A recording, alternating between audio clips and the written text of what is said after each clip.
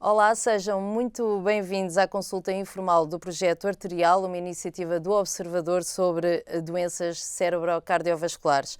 Nesta conversa em que estamos a gravar em vídeo e que gravamos também em áudio para ser disponibilizada depois em formato podcast e na Rádio Observador, vamos falar com um médico e com um doente sobre insuficiência cardíaca, um problema que afeta cerca de 700 mil portugueses acima dos 50 anos e que é responsável por várias doenças. Temos hoje connosco Rui Batista, médico cardiologista, diretor do Departamento de Cardiologia da Unidade Local de Saúde de Entrodouro e Voga e professor da Faculdade de Medicina de Coimbra, e João Abreu, insuficiente cardíaco, tem 62 anos e teve o seu diagnóstico por volta dos 47. Então vamos começar por falar sobre esta doença. Começo logo pelo Rui, porque a sensação que eu tenho é que a insuficiência cardíaca nós ouvimos falar, mas na verdade não sabemos muito bem o que isto é, e que algumas pessoas até têm esse diagnóstico. Não é o caso do João, que está muito ciente da sua doença, do seu diagnóstico, mas as pessoas não sabem o que é. Então, para começar, como é que podemos descodificar esta doença e o que é, o que é que faz ao nosso corpo? Obrigado. De facto, o que é isto da insuficiência cardíaca? A insuficiência cardíaca é uma síndrome, isto é um conjunto de queixas e de achados no corpo do doente que sofre desta síndrome, e esta síndrome é causada essencialmente pela incapacidade do coração bombear o sangue na quantidade necessária para os órgãos do corpo. O que é que isto faz? Isto faz com que, se o coração não consegue bombear o sangue na quantidade necessária para os órgãos do corpo, os órgãos vão começar, no fundo, a queixar-se. E, em termos práticos, o doente, o que é que vai sentir? Vai sentir cansaço, fadiga, falta de ar. Habitualmente estes sintomas são mais evidentes quando faz esforço, mas em formas mais avançadas da doença, estes sintomas aparecem também mesmo sem esforço, em repouso ou com esforços mínimos, como por exemplo lavar os dentes ou fazer qualquer coisa com as mãos um bocadinho mais elevadas, faz logo uma grande diferença ao doente, portanto um cansaço, uma fadiga, falta de ar intensas. Muitas vezes esta falta de ar também é mais evidente quando as pessoas estão deitadas e quando se sentam, melhora.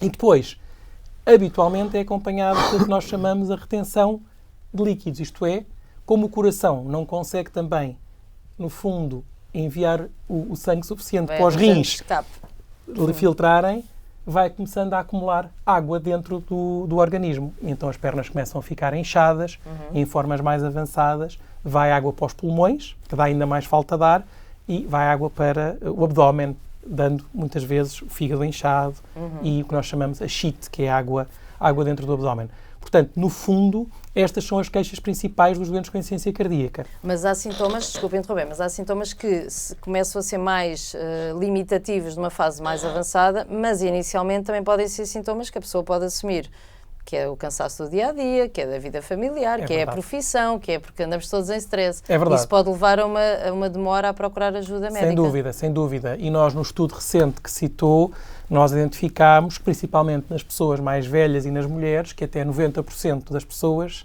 têm sintomas, mas que desconheciam o diagnóstico prévio de insuficiência cardíaca. Portanto, a importância de valorizar este tipo de sintomas, porque em algumas destas situações, de facto, estamos perante a incapacidade do coração de lidar com as necessidades energéticas do organismo.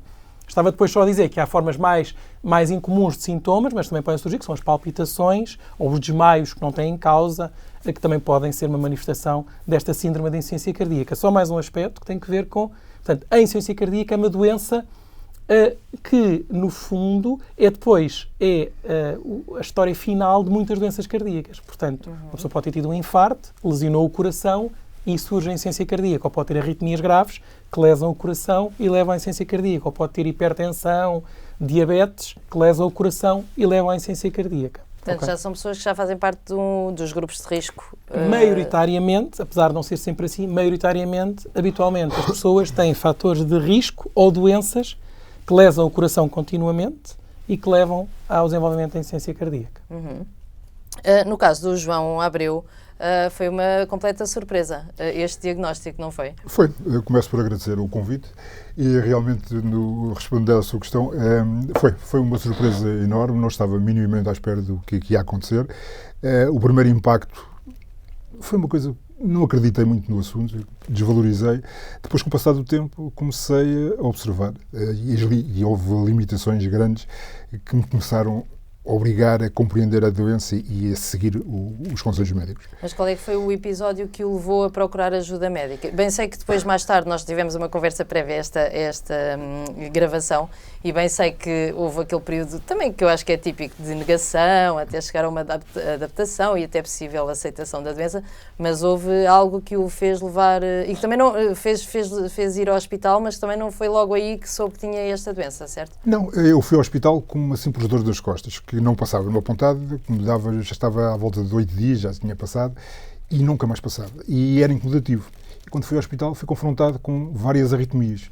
Para mim foi um choque enorme. Nunca tinha ouvido falar, não é? Não, ouvi falar em que era arritmias, mas isso acontece aos outros, nunca acontece a nós. Claro, quando acontece a nós é que é mais Isso complicado. mesmo. A partir daí foi desenvolvido vários exames, onde veio ter conhecimento desta dita doença. E quando ouviu insuficiência cardíaca?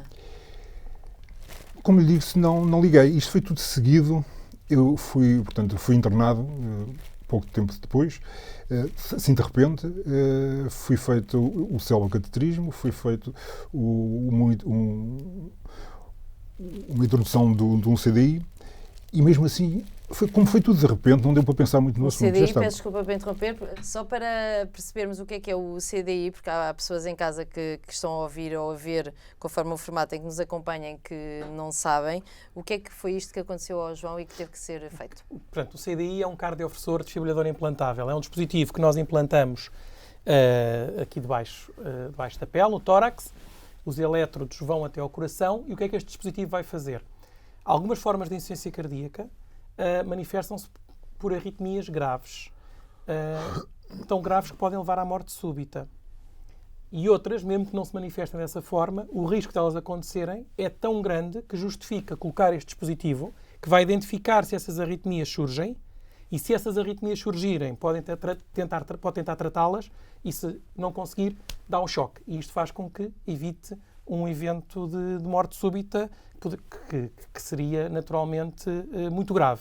Portanto, o CDI serve para, se ocorrer uma arritmia grave, ele vai impedir que essa arritmia tenha consequências fatais. E é um dispositivo que nós implantamos a alguns doentes com insuficiência cardíaca. Uhum. E o João então fez isso, esteve internado, foi o primeiro tempo da doença e depois disso, desse CDI. Tive que só interromper para esclarecermos o que é. Depois dessa situação, portanto, recorri ao médico que me seguia na altura, ele me fez o balanço da situação. Chegado a um ponto, o que escolhia um lado ou outro. Ou vivia, ou então, e seguia os preconceitos médicos, portanto, o seguimento deles, ou então as coisas acabavam ali de maneira mais complicada. Optei por realmente estar a par da doença, do que era a insuficiência cardíaca, e houve várias restrições depois que tive que fazer ao longo da minha vida, até agora. Não é? Desde logo teve que fazer uma série de mudanças que nem lhe deram tempo para preparar. Nenhum. Foi uma coisa assim, Exato. tudo de repente. Desde a ser internado, a fazer o exame, a fazer a colocação do CDI, foi tudo assim de repente. Não deu para pensar em nada. Nem havia nada muito a pensar, mas pronto, não deu para pensar. Foi logo resolvido. Ou é, não é? Ou é. Rui Batista.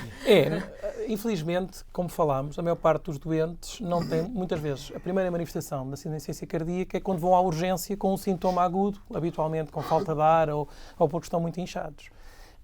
O diagnóstico, às vezes não, na maioria das vezes o diagnóstico não é feito. Não é precoce.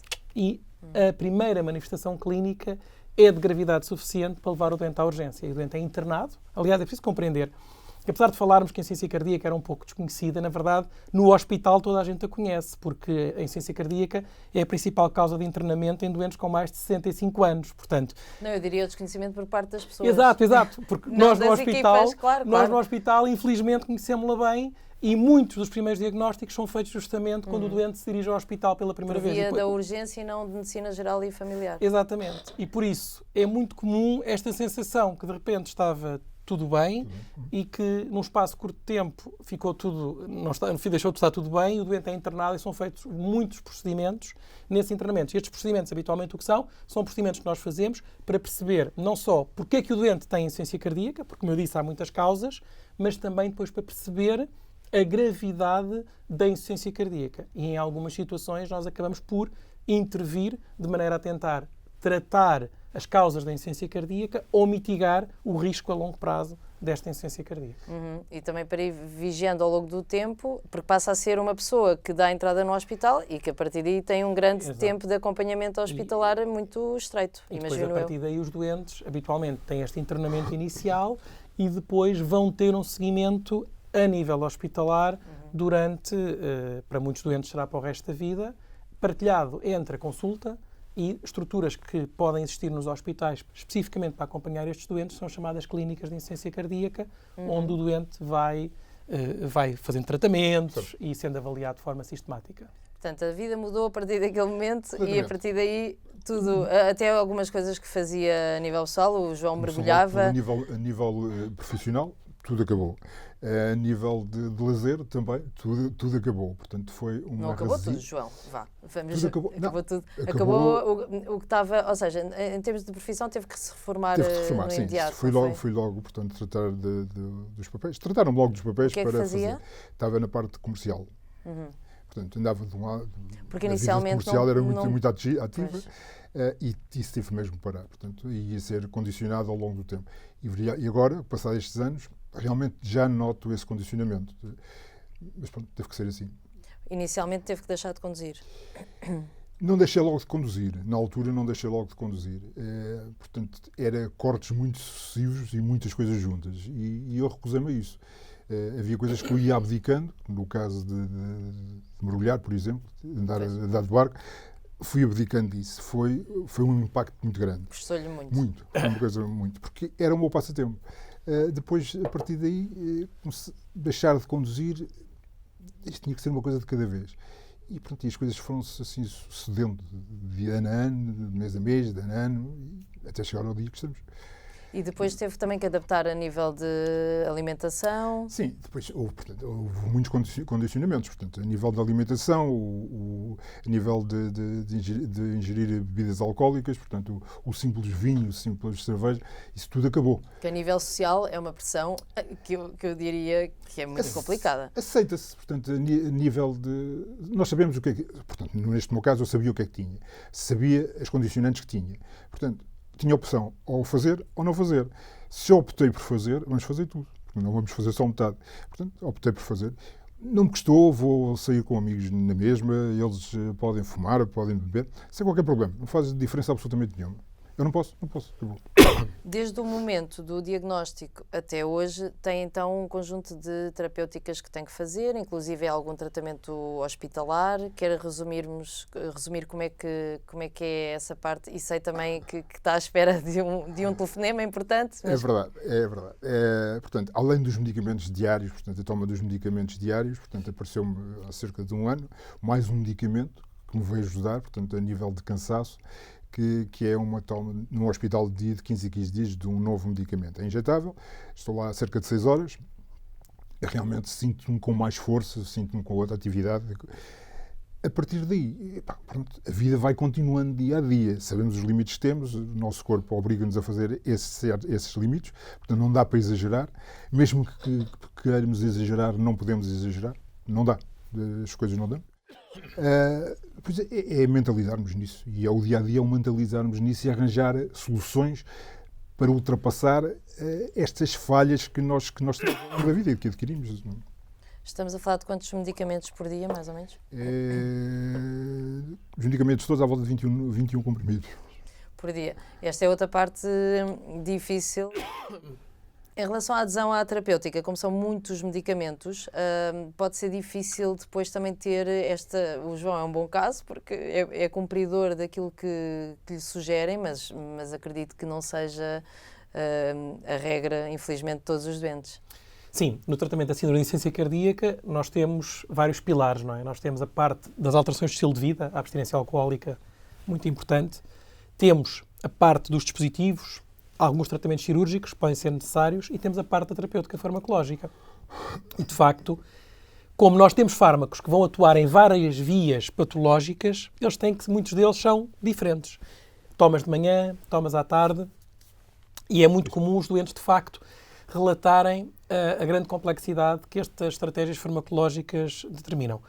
Claro que a adesão terapêutica é um aspecto fundamental. E estes medicamentos só funcionam se, de facto, forem tomados da forma que têm que ser tomados. Muitas vezes há diuréticos que são muito incómodos, porque a pessoa depois tem que ir muitas vezes à casa de banho durante o dia e corta-lhes o dia completamente. Há a questão de medicamentos que podem ter efeitos secundários, não é? Uhum.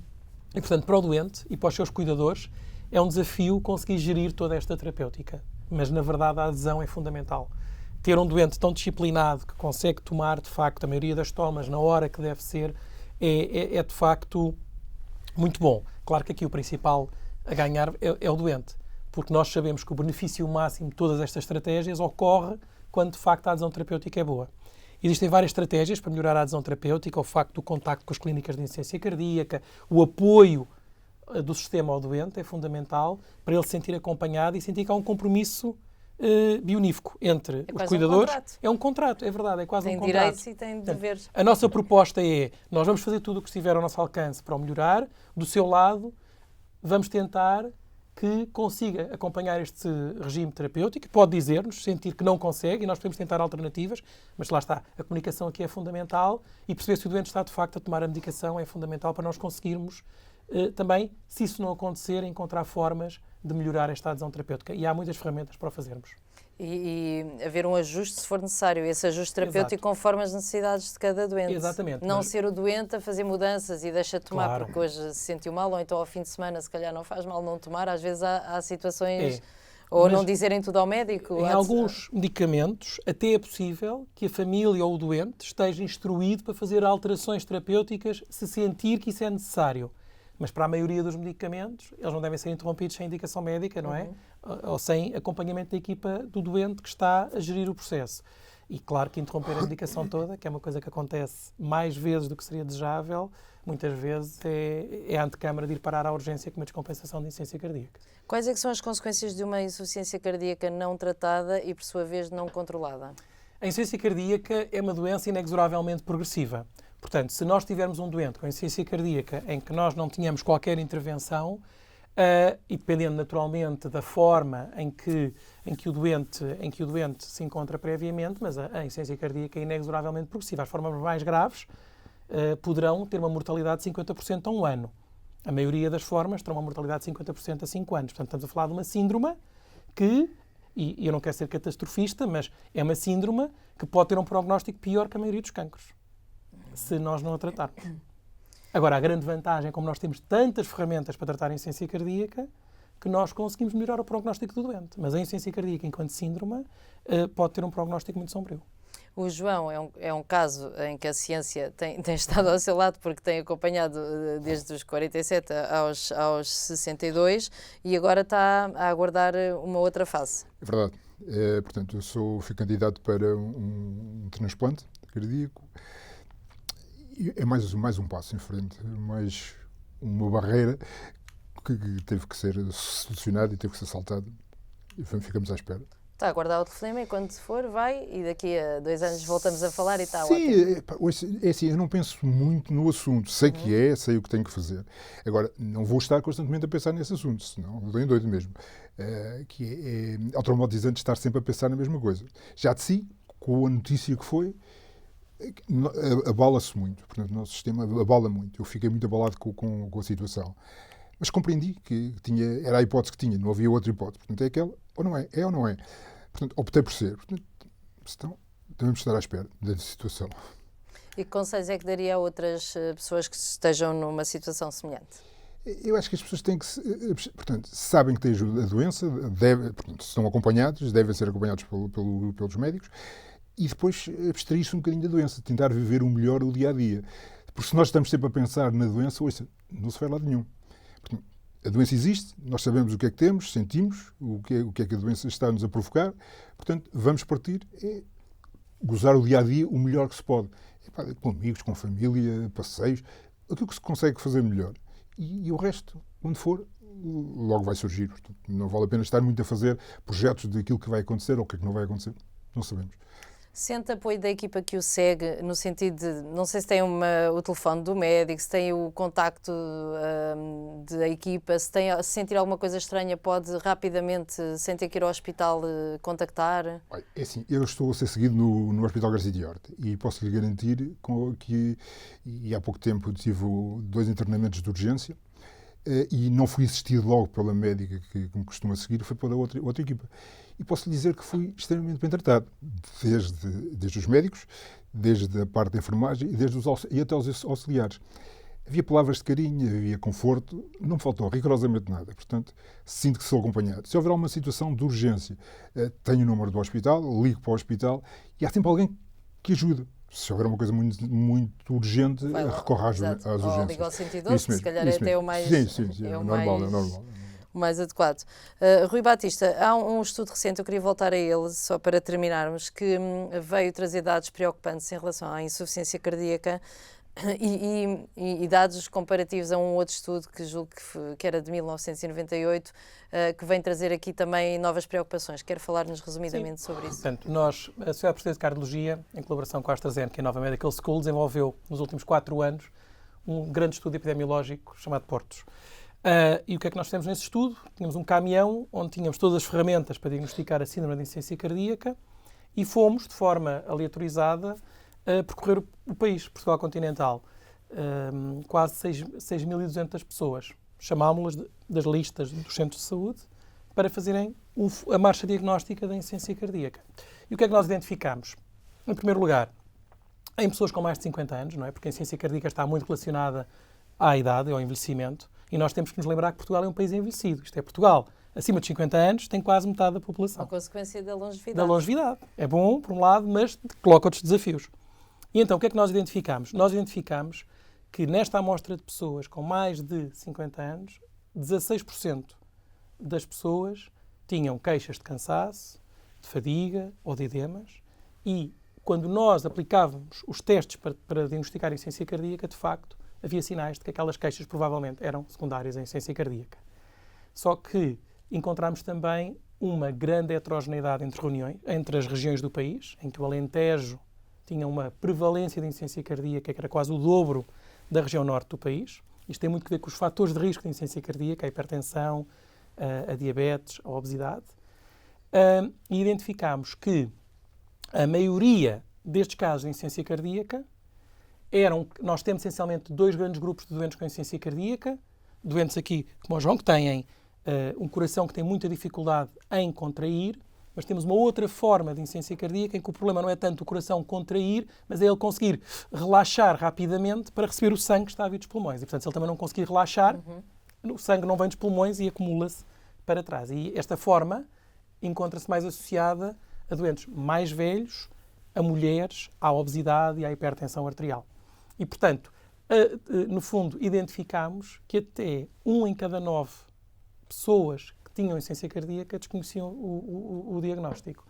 Ora, isto dá-nos imensas linhas de atuação, não é? Há claramente necessidade de ter as ferramentas disponíveis para fazer o diagnóstico de insuficiência cardíaca e, na verdade, existe uma análise que serve de triagem, que é o NT-proBNP, que infelizmente não é comparticipado pelo SNS e que deveria ser para permitir pelo menos um rastreio de base populacional da insuficiência cardíaca, bem como outros exames que infelizmente ainda não são comparticipados e que podiam ajudar os médicos de família a fazer o diagnóstico mais precocemente. Porque qual é que é o objetivo? O objetivo é encontrar estes doentes na comunidade, tal como nós fizemos no estudo. Porque se eu identificar o doente na comunidade e se intervir logo nessa altura, provavelmente ele daí a 2, 3 ou 4 anos não vai ter a descompensação que o vai levar ao hospital e que vai gerar aquele internamento que se calhar era evitável se nós tivéssemos feito uma intervenção mais precoce. Portanto, o estudo de PORTOS tem muitos outros dados interessantes sobre a saúde cardiovascular da população portuguesa, que depois nós iremos divulgar a breve trecho, mas de facto o dado primário é que encontramos 700 mil portugueses que sofrem de insuficiência cardíaca e de facto tem que ser muitos portugueses para a insuficiência cardíaca ser a principal causa de internamento. Se não estou em erro, 90% desconhecia a sua doença. Portanto, com muitas destas formas de insuficiência cardíaca têm estes sintomas que são relativamente inespecíficos, como a fadiga, um cansaço, um inchacozito das pernas, a verdade é que as pessoas vão deixando de andar, atribuem à idade, atribuem que andam mais cansadas e, portanto, como depois não temos disponíveis no médico de família, logo as ferramentas mais simples de diagnóstico, nomeadamente esta análise do NT-proBNP, estas queixas podem ficar um bocadinho em stand-by e acabam por não ser valorizadas. E os doentes também, pronto, vamos andando, não é? Só que em alguns destes casos, de facto, estas queixas correspondem a síndrome de insuficiência cardíaca e depois, lá está, a doença vai progredindo e vai ter o seu evento, não é? Mais cedo ou mais tarde. Para terminar, que conselho então é que daria a quem nos está a assistir? Sendo que nem sempre o acesso pode ser muito facilitado, mas o que é que podemos dizer em resumo? Eu diria o que é que podemos aconselhar as pessoas a fazer perante esses sintomas? Nós temos que começar sempre pelo princípio. O segredo para não ter doenças cardiovasculares é ter uma saúde cardiovascular adequada quando somos mais novos. Portanto, evitar os fatores de risco, fumar, o álcool, ter a pressão arterial controlada, evitar o sal, evitar ter uma dieta rigorosa, fazer exercício físico, isto para evitar os fatores de risco que vão levar à insuficiência cardíaca. Quando os fatores de risco estão instalados, como a hipertensão, a diabetes, a obesidade, as pessoas devem cumprir escrupulosamente as indicações do seu médico para garantir que os fatores de risco estão controlados e que, portanto, não vão lesar o coração. Quando os doentes têm sintomas, não é? E os sintomas cardinais que nós falámos, o cansaço, a falta de ar de esforço, a falta de ar quando a pessoa está deitada, o edema, as pernas inchadas, a barriga inchada, estes sintomas devem ser valorizados. A valorização destes sintomas deve fazer com que o doente procure o médico para que possa ter acesso a uma avaliação médica e depois aos exames que ele considerar adequados para o seu diagnóstico. E, portanto, no fundo, nós podemos prevenir a insuficiência cardíaca, por um lado, evitando os fatores de risco, quando eles aparecem, tê-los bem controlados e depois, quando aparecem sintomas, valorizá-los para que permita fazer o diagnóstico. Muito bem, obrigada. João Abreu, uma última mensagem muito rápida para quem estiver a assistir. Eu acho que portanto, as pessoas, os mínimos sintomas que tenham, realmente devem recorrer ao médico e não vale a pena isto de pensar que as coisas acontecem aos outros, não acontece connosco também. E depois temos ali os médicos por nos seguirem e por nos orientarem e devem seguir os conselhos médicos. Fazer a sua parte, que é o que o João faz. Muito obrigada aos dois. Foi a consulta informal do Projeto Arterial, uma iniciativa do Observador dedicada às doenças cerebro-cardiovasculares. Obrigada por ter estado connosco. Até à próxima.